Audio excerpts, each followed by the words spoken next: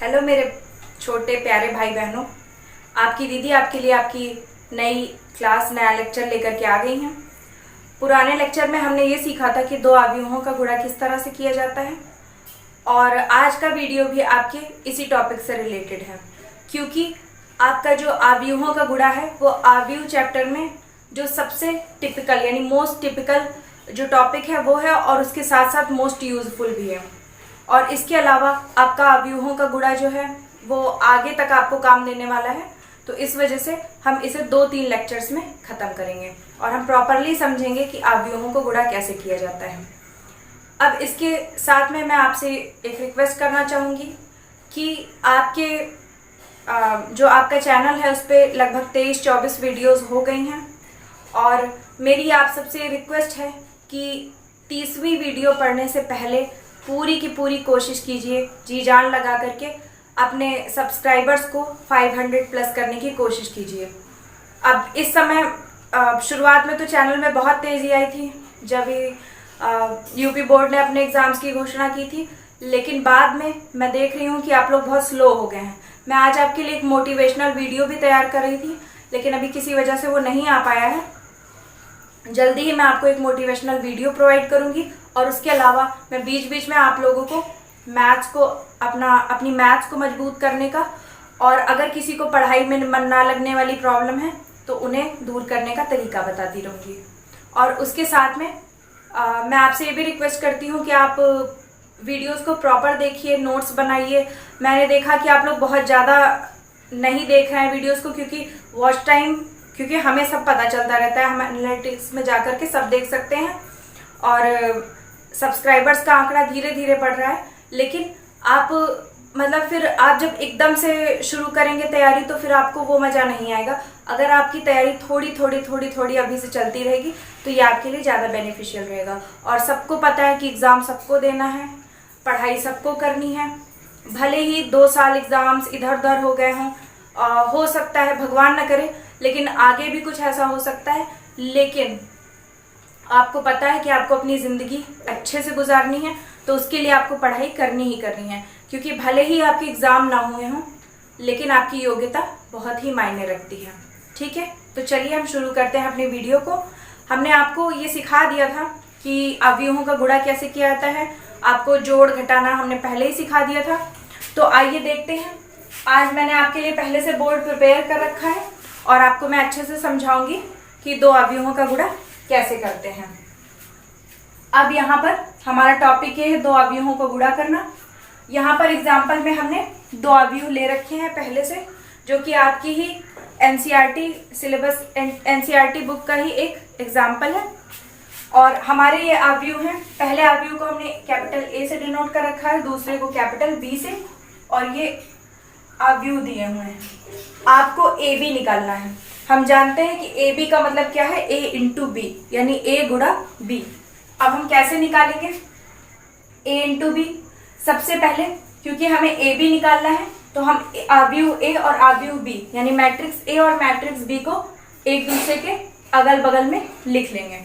अब इसके आगे नेक्स्ट स्टेप क्या है, ये मैंने एक एक्स्ट्रा स्टेप लिखा हुआ है जिसे आपको क्या करना है, मेंटली सॉल्व करना है। ये अभी मैंने आपको एक समझाने के लिए एक वो बना दिया है, एक डायग्राम बना दिया है, लेकिन आपको ये डायग्राम नहीं बनाना पेपर में, आपको ये समझना है। और जैसे जैसे आप प्रैक्टिस करते जाएंगे अपने आप ये सब चीज़ें आपके दिमाग में चलती जाएंगी। तो सबसे पहले हम क्या करेंगे, हमने अपनी दोनों रोज को अंडरलाइन कर लिया है, या चारों तरफ उनकी लाइन खींच ली है, और इधर दोनों कॉलम्स में ऐसा कर लिया है। रो के अलावा कॉलम यहाँ पर भी हैं, और यहाँ पे कॉलम के अलावा रोज भी हैं। लेकिन हमें हमेशा ये याद रखना है कि जब भी हम दो मैट्रिक्स का गुणा करते हैं तो पहले मैट्रिक्स की रो लेते हैं, दूसरे मैट्रिक्स का कॉलम लेते हैं। हमें पहले मैट्रिक्स के कॉलम और दूसरे मैट्रिक्स की रो से कोई भी मतलब नहीं होता है। तो इसलिए मैंने क्या किया है, पहले ही देखिए, पहली मैट्रिक्स में रो को चारों तरफ से कवर कर लिया है, और दूसरे मैट्रिक्स में कॉलम को कर लिया है। अब आपको इतना पहले से ही ध्यान रखना है कि कुछ भी हो, आपको दूसरे मैट्रिक्स की रो से और पहले मैट्रिक्स के कॉलम से कोई मतलब नहीं है, केवल पहले के रो और दूसरे के कॉलम पर ध्यान दीजिए। अब नेक्स्ट स्टेप क्या होता है, क्योंकि आपका बोर्ड में ऐसे इतना ज़्यादा बनाना संभव नहीं था, इसलिए मैंने ऐसे छोटे में लिख दिया। अब आपको ये समझना है कि आपको हर रो का गुणा हर कॉलम से करना है। यानी पहली रो ये है, दूसरी रो ये है पहले मैट्रिक्स की, और दूसरे मैट्रिक्स का पहला कॉलम ये है और दूसरा कॉलम ये है। अब आपको ये करना है कि पहले मैट्रिक्स की पहली रो का गुणा दूसरे मैट्रिक्स के पहले कॉलम से भी होगा, दूसरे कॉलम से भी होगा। ठीक है, यानी जब हम पहली मैट्रिक्स की पहली रो लेंगे तो इसका गुणा दूसरे मैट्रिक्स के पहले स्तंभ से भी करेंगे और दूसरे स्तंभ से भी करेंगे, और क्रमशः यानी हम अपने आंसर को कैसे लिखेंगे, पहले का गुणा करके यहाँ पर और पहले और दूसरे का गुणा करके यहाँ पर। अब इसके आगे का स्टेप क्या होगा, इसी तरह से जब हम दूसरी रो को लेंगे तो दूसरी रो का गुणा यहाँ के पहले कॉलम से होगा और दूसरी रो का गुणा दूसरे मैट्रिक्स के दूसरे कॉलम से भी होगा। और इसके बाद में क्या होगा, इन दोनों कॉलम्स और दोनों रो को गुणा करने के बाद पहले के से गुणा करके आंसर यहाँ लिखा जाएगा और दूसरे से गुणा करके आंसर यहाँ लिखा जाएगा। अब गुणा करना बहुत आसान है। अगर कहीं पर सारे चिन्ह प्लस के ही हैं तो सब सिंपली जुड़ जाएंगे, अगर कहीं पर माइनस लगा होगा तो वहां पे घट जाएगा। क्या कैसे होगा आइए समझते हैं। यहाँ तक का हमने स्टेप इजीली समझ लिया था, इन दोनों को केवल अगल बगल में लिखना है। अब हम पहले मैट्रिक्स की अपने मैट्रिक्स ए की रो पर जाते हैं और रो नंबर पहली यानी पहली पंक्ति पर जाते हैं। पहली पंक्ति में दो अवयव हैं, 0 और -1। अब हमें क्या करना है, 0 का गुणा, क्योंकि आपकी पहली पंक्ति का ये पहला अवयव है और यहाँ पर हमें गुणा इसे पहले स्तंभ से करना है। तो पहली पंक्ति के पहले अवयव का गुणा पहले स्तंभ के पहले अवयव से होगा, यानी 0 का गुणा 3 से होगा, 0 गुणे 3। उसी तरह पहली पंक्ति के दूसरे अवयव का गुणा पहले स्तंभ के दूसरे अवयव से होगा, तो क्या होगा, -1 गुणे 0, -1 गुणे 0। ठीक है, इसी तरह से हमने इतना इसे नोट कर लिया। अब ये हमें सॉल्व अगले स्टेप में करना है। अभी हम सॉल्व करने के चक्कर में नहीं पड़ेंगे, वहां पे हमें प्लस माइनस देखना होगा। और हम ये भी देखेंगे कि जब हमने पहले पंक्ति के पहले अवयव का गुणा पहले स्तंभ के पहले अवयव से किया, 0 गुणे 3 लिख लिया। उसके बाद पहली पंक्ति के दूसरे अवयव का गुणा पहले स्तंभ के दूसरे अवयव से किया, उसको लिख लिया। और दोनों के बीच में हमेशा प्लस का सिंबल लगेगा। ठीक है, यानी दोनों रिजल्ट को हम जोड़ेंगे। लेकिन अभी हम क्या करेंगे, डायरेक्ट सॉल्व नहीं करेंगे। इसके बाद में जब आपको ये मेंटल कैलकुलेशन आ जाएगी उसके बाद में आप आराम से इसे डायरेक्ट रिजल्ट भी लिख सकते हैं। लेकिन अभी हमें क्या करना है, स्टेप वाइज समझना है। इतना नोट कर लिया। अब इसके बाद में अब हमारी पहली पंक्ति का गुणा पहले स्तंभ से तो हो चुका है, अब इसी पहली पंक्ति का गुणा दूसरे स्तंभ से करेंगे। ठीक है, जैसे कि आपने देखा होगा, आपको 8th 9th में सिखाया गया होगा। मान लो यहाँ पर x लिखा है, अंदर y + z है। ठीक है, अब यहाँ पर ब्रैकेट और x के बीच में कोई चिन्ह नहीं है तो हम जानते हैं कि यहाँ पर मल्टीप्लिकेशन होता है। अब हम मल्टीप्लिकेशन कैसे करते हैं, इस x का गुणा एक बार y से होगा, xy आ जाएगा, बीच में प्लस लगा है तो प्लस लग जाएगा। अब इस x का गुणा एक बार z से हो जाएगा। तो उसी तरीके हमको क्या करना है, रो हमारे पास एक ही है लेकिन कॉलम 2 हैं, तो पहली बार रो का गुणा पहले कॉलम से होगा, आंसर लिखा जाएगा। दूसरी बार इसी रो का गुणा दूसरे कॉलम से होकर दोबारा आंसर लिखा जाएगा। और रो का पहला एलिमेंट कॉलम के पहले एलिमेंट से गुणा होगा, रो का दूसरा एलिमेंट कॉलम के दूसरे एलिमेंट से गुणा होगा। अब ये बहुत ही इजी है, आपको इसी तरह समझना है। हर रो का हर कॉलम से गुणा और पहले एलिमेंट का गुणा पहले से, दूसरे एलिमेंट का गुणा दूसरे से। तो चलिए हम नेक्स्ट स्टेप पे चलते हैं।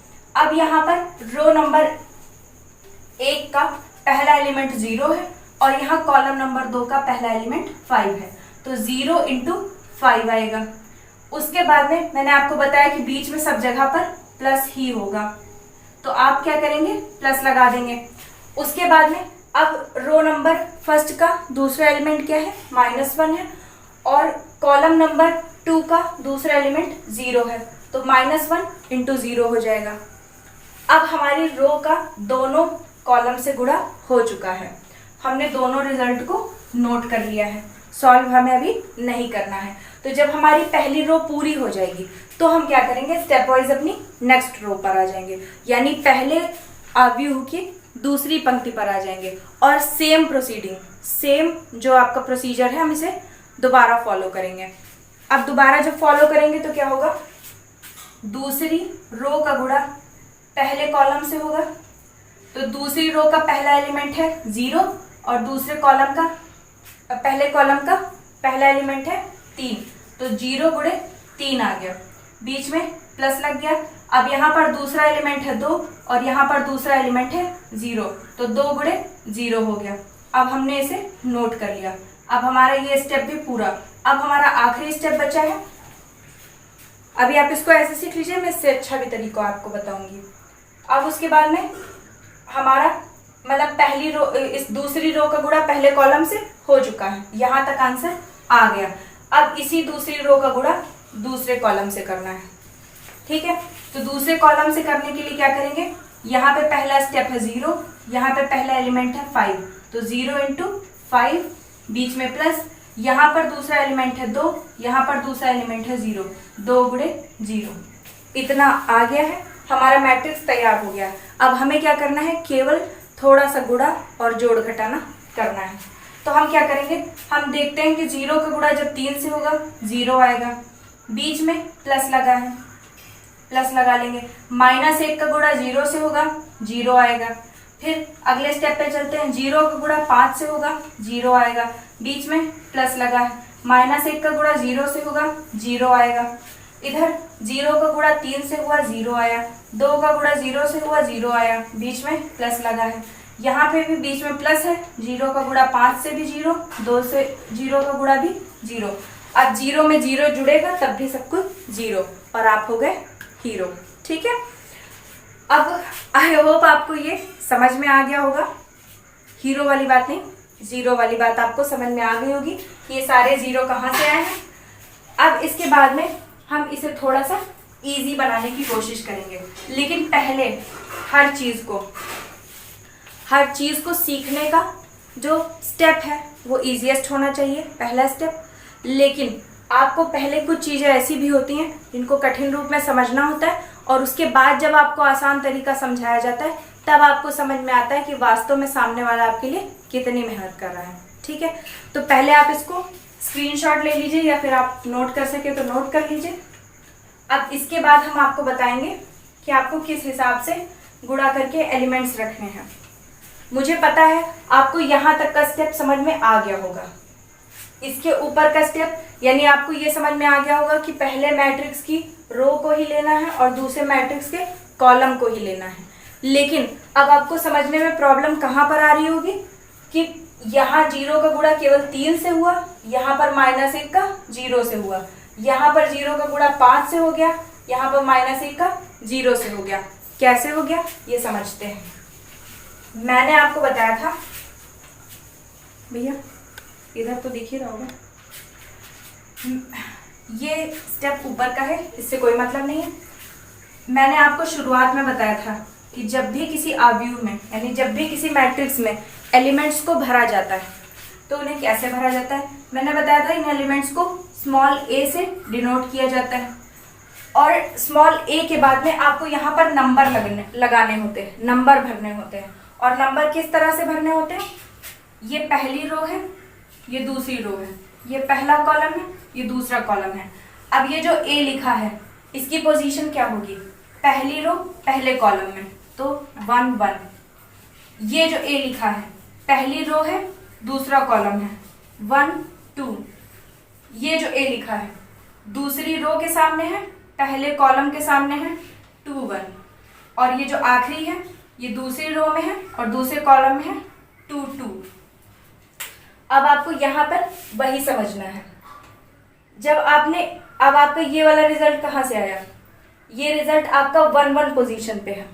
आप देख रहे हैं कि ये रिजल्ट आपका A 1 1 पोजीशन पे है, तो इसका मतलब है कि किन दो को गुणा करना है, पहली रो को पहले कॉलम से 1 1, उसी का रिजल्ट यहाँ पर आना चाहिए। उसके बाद में अगली रो जो हमारी ये बनी है इसमें क्या करना है, हम देख रहे हैं कि इसकी पोजीशन इसके हिसाब से क्या है, 1 2 है। 1 2 का मतलब पहली रो दूसरा कॉलम, तो पहली रो का गुणा जब दूसरे कॉलम से किया गया तो ये रिजल्ट आया है। ठीक है, इसके बाद में जब हमने तीसरे स्टेप पे पहुंचते हैं तो हम यहाँ पाते हैं कि इसका जो नंबर है वो प्लेस वैल्यू क्या है, 2 1, A21। तो 2 1 का मतलब क्या हुआ, दूसरी रो पहला कॉलम, दूसरी रो ये है, पहला कॉलम ये है। जब दूसरी रो का गुणा पहले कॉलम से किया जाएगा तब ये थर्ड पोजीशन वाला एलिमेंट आएगा। उसके बाद लास्ट स्टेप में हमेशा 2 2 होता है, तो 2 2 का मतलब दूसरी रो दूसरा कॉलम, जब दूसरी रो का गुणा दूसरे कॉलम से किया जाएगा तब ये चौथा एलिमेंट आएगा। आई होप अब आपको ये इजीली समझ में आ गया होगा कि इसे क्यों यहाँ पर अलग अलग तरह से गुणा करते हैं। पहली पोजीशन 1 1 होती है, दूसरी 1 2 होती है, तीसरी 2 1 होती है और चौथी 2 2 होती है। तो हम उसी हिसाब से पहली बार पहली रो और पहली कॉलम का गुणा करते हैं, दूसरी बार पहली रो दूसरे कॉलम का गुणा करते हैं, तीसरे स्टेप में नीचे वाले में दूसरी रो और पहले कॉलम का करते हैं और आखिरी स्टेप में दूसरी रो और दूसरे कॉलम का गुणा किया जाता है। अब ये आपकी एक मेजर प्रॉब्लम समझ में आपको आ गई होगी, लेकिन इसके बाद का स्टेप है। इसके बाद में मैंने आपको बताया कि जब इस रो का गुणा इस कॉलम से किया जाएगा तो 0 का गुणा केवल 3 से होगा, इस 0 से नहीं होगा, और -1 का गुणा केवल नीचे वाले 0 से होगा, 3 से नहीं होगा। अब आपको ये भी लग रहा होगा कि मुझे कंफ्यूजन होगी किसका गुणा किससे करना है, किसका गुणा किससे नहीं करना है। तो इसके लिए एक सोल्यूशन देखते हैं। पहले आप क्या कीजिए, जहां पर भी आपने इसे नोट किया है एक बार इसका स्क्रीनशॉट फिर से ले लीजिए। नेक्स्ट स्टेप में आप इसे लिख सकते हैं। आई होप आपने स्क्रीनशॉट ले लिया होगा। अब हम आपकी दूसरी प्रॉब्लम को सॉर्ट आउट करते हैं। अब हम देखते हैं कि आगे क्या होगा। नेक्स्ट स्टेप में आपको ये समझना है कि कैसे हमें इनका गुणा करना है और किस नंबर का गुणा किस नंबर से होगा। तो देखिए, मैं इन यहाँ पर हमारे लिखे हुए हैं मैट्रिक्स, यहाँ पर लिखा हुआ है, हम इसी मैट्रिक्स में इस प्रयोग को कर लेते हैं। ये मैट्रिक्स आपका वही है जो यहाँ पर लिखा हुआ है। अब इन मैट्रिक्स में देखते हैं, जब हमने यहाँ पहली रो ली थी और उसका गुणा पहले कॉलम से किया था तो हम किस तरह से गुणा करेंगे। 0 का गुणा 3 से करेंगे, -1 का 0 से करेंगे। तो हमें पहला सबसे आसान तरीका ये है कि इस 0 की पोजीशन 1 है और -1 की 2 है, और यहाँ कॉलम में देखा जाए तो 3 की पोजीशन 1 है और 0 की 2 है, क्योंकि ये ऊपर है ये नीचे है, वैसे यहाँ ये आगे है ये पीछे है। तो 1 का गुणा 1 से करेंगे यानी 0 का गुणा 3 से करेंगे, और 2 का गुणा 2 से करेंगे यानी -1 का 0 से करेंगे। यानी क्या करेंगे, प्लेस को एक ही जैसी प्लेसेस का आपस में गुणा होगा। यहाँ पर 0 पहले नंबर पे है, यहाँ पर कॉलम में 3 पहले नंबर पे है, तो इन दोनों का आपस में गुणा करेंगे। और यहाँ पर -1 सेकेंड पोजीशन पर और यहाँ पर 0 सेकेंड पोजीशन पर है, तो इन दोनों का आपस में गुणा होगा। लेकिन अब इसके अलावा हम एक और चीज देख सकते हैं। अगर थोड़ा सा अपनी इमेजिनेशन को बढ़ाइए और इस -0 और -1 वाली लाइन को खड़ा कीजिए, तो क्या होगा, 0 ऊपर आ जाएगा और -1 नीचे आ जाएगा। ऐसा हो जाएगा नहीं। अगर इस 0 और 1 वाली लाइन को क्या किया जाए, ऐसे मोड़ दिया जाए, तो 0 ऊपर आ गया और -1 नीचे आ गया। अब इसके बगल में अपने कॉलम को उसी तरह से लिख लीजिए और इन्हीं के बीच में आपस में गुणा होता है। आपने देखा कि 0 का गुणा 3 से हुआ है और -1 का गुणा 0 से हुआ है। ठीक है, अब इसी तरह हम अपने नेक्स्ट स्टेप पे चलते हैं। अब हमने क्या किया था, 0 और -1 का गुणा 5 और 0 वाले कॉलम से किया था। यानी पहली बार में क्या हुआ था, इसका गुणा इससे हुआ था, दूसरी बार में इसी रो का गुणा इस वाले कॉलम से हुआ था। तो अब हम फिर से देखते हैं, दूसरा कॉलम हमारा क्या है, 5 और 0, उसे हमें ऐसे ही लिख लेना है और हमारी इस रो को हमें फिर से ऐसे घुमा के खड़ा कर देना है। यानी 0 -1 को खड़ा करना है, इसके बगल में लिखना है, तो 0 5 के बगल में और -1 0 के बगल में आएगा और इन्हीं के बीच में आपस में गुणा होगा। आप उधर देख सकते हैं कि 0 का गुणा 5 से हुआ है और -1 का गुणा 0 से हुआ है। और इसी तरह आप अपनी सेकेंड रो के लिए भी कर सकते हैं। सेकेंड रो में क्या होगा, 0 और 2 को खड़ा करेंगे तो 0 ऊपर 2 नीचे हो जाएगा और एक बार उसका गुणा 3 और 0 से होगा। और अगली बार में 0 और 2, यही वाली रो ऐसे खड़ी होगी और उसका गुणा क्या होगा, 5 और 0 से होगा। और ये भी आप देख सकते हैं, पहले स्टेप में 0 गुणे 3 और प्लस 2 गुणे 0 है, और अगले स्टेप में 0 गुणे 5 और प्लस 2 गुणे 0 है। और उसके बाद में आपको बहुत ही छोटी चीज़ें करनी है जो आपको 5th 6th में पढ़ाई गई हैं। प्लस माइनस वाला जोड़ गुणा, जहाँ पर प्लस के साथ माइनस आ जाता था, तो आपको पता है प्लस माइनस माइनस होता है, और यहाँ पर तो खैर सब 0 ही आ रहा था, तो कोई इशू ही नहीं है। ठीक है, आई होप आपको समझ में आ गया होगा। आप इस वाले स्टेप को भी अलग से काउंट कर सकते हैं नोट करके। और उसके बाद में आप इस वीडियो को एक बार फिर से चला के देखिए, समझिए। उसके बाद में आप अपने मन से सोचकर या अपनी बुक से ही देखकर कोई इसी तरह का मैट्रिक्स लीजिए, उसे सॉल्व करने की कोशिश कीजिए मेरे इन मेथड से। और अगर आपको ना समझ में आए तो आप कमेंट सेक्शन में लिख सकते हैं कि दीदी मुझे अभी भी नहीं समझ में आया, आप एक बार फिर से बता दीजिए। इसके अलावा आपको हर वीडियो के डिस्क्रिप्शन बॉक्स और कमेंट सेक्शन में टेलीग्राम चैनल की लिंक मिल जाती है, आप वहाँ से टेलीग्राम को जल्दी से जल्दी ज्वाइन कर लीजिए। और मैं आपसे सपोर्ट भी चाहती हूँ, ताकि क्योंकि आपको पता है कि मैं आपसे कोई भी पैसा नहीं कमाना चाहती, लेकिन आपको पता है कि मैं भी आपकी तरह अभी अपने मम्मी पापा के लिए बच्ची ही हूँ, और मैं कोई जॉब नहीं करती हूँ, मैं भी अभी प्रिपरेशन कर रही हूँ। तो आप तक अपनी मेहनत को पहुँचाने के लिए भी बहुत अदर सोर्सेज की भी ज़रूरत होती है। केवल ये मेहनत की चीज़ नहीं है, इसमें और भी काफ़ी कुछ लगता है।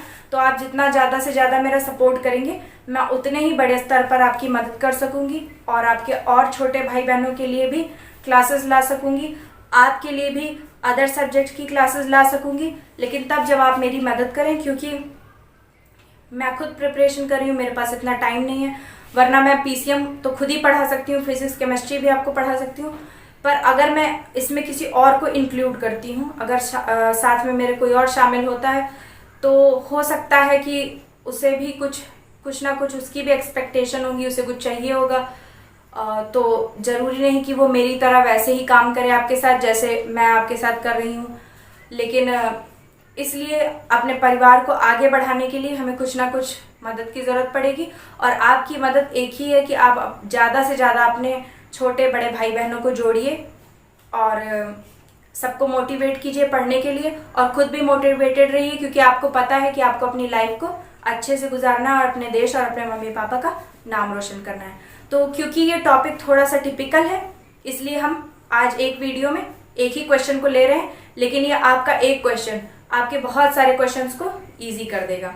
Okay, thank you.